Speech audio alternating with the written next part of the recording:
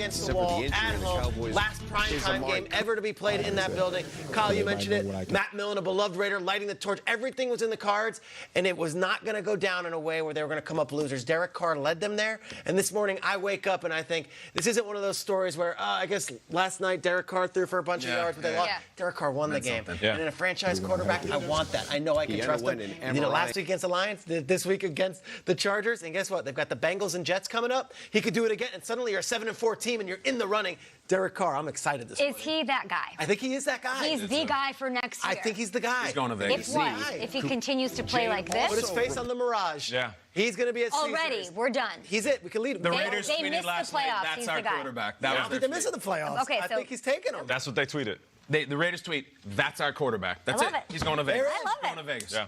What do you guys think? From Well, listen, what does this do for Derek Carr and the Raiders? For Derek Carr, just like you said, it grabs that momentum monster because that's what it is. It's a monster. It can either overwhelm you and your team will head in the opposite direction, or you can grab it and you can ride into the postseason. I'm not saying that's where they're headed, but right now they're putting themselves in position. But for the defense, what does this do? It builds confidence. Oh, yeah. Those type of plays that they made on Phillip Rivers, you can take that, not just put it in the stat box, but that's something you can carry with you the rest of the week. You mentioned the Lions last week. Yes, they got the win, but Matt Stafford put up 400 yards. A couple of wide receivers went off. So what do they do when they hear guys like me, a former wide receiver, talking about how that Raiders umbrella is terrible and how this offense of the Chargers is going to go out there and light up the scoreboards? There were tweets last night, people hit me up saying, Nate, what happened to Phillip Rivers lighting up the scoreboard? You know what? He didn't, because that defense stepped up. Of course, we're going to talk about Harris later on in the show, but the confidence, good for Derek Carr.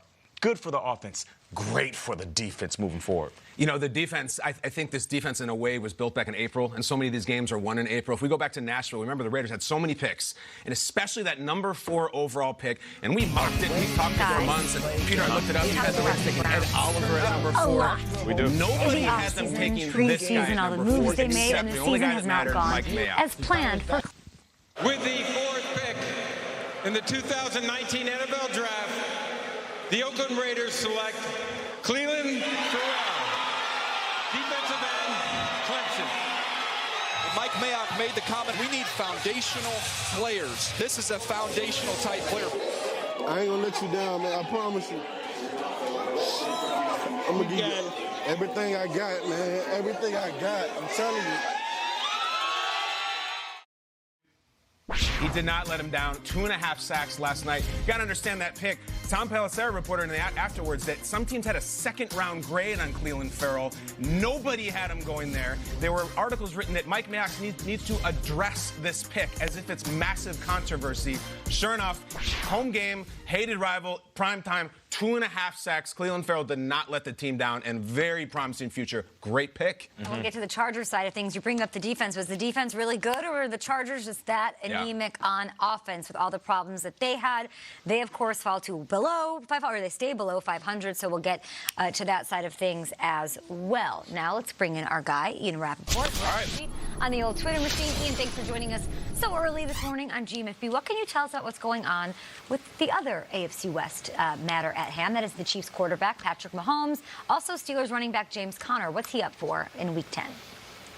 Well, we'll start with Patrick Mahomes, and it has been nothing but good news for the Chiefs starting quarterback, who does seem primed to return to that role that he, of course, vacated the last 2 weeks, out with a kneecap dislocation. We all saw it a couple weeks ago on Thursday Night Football, went down, and it looked horrific, scary, and, of course, the first thoughts were, when is he going to play again, if at all, this season? Turns out Patrick Mahomes is likely to miss only 2 games with this kneecap dislocation. From the time of his injury, it's going to be about 24 days, 3.5 weeks, the sweet spot for the Kansas City Chiefs. He was a full participant again in practice yesterday. Not such good news for James Conner, the Steelers starting running back, who, of course, we saw on the Monday night game, went out with a shoulder injury, described as an AC joint sprain, basically a separated shoulder, the kind that usually keeps you out 1 game, if that. Conner was back at practice Wednesday, all good, but did not practice yesterday for the Steelers. That puts his status very much in doubt for a big game against the Rams on Sunday.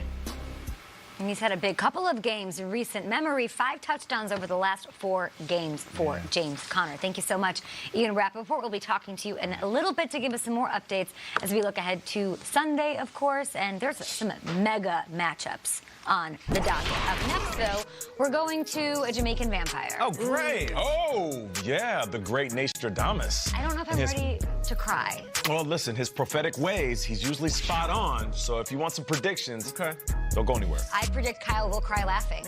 We got to get Nostradamus together with the trade bot guy. Yeah, and we've got a marquee matchup on Sunday night. Could Cowboys-Vikings tell the tale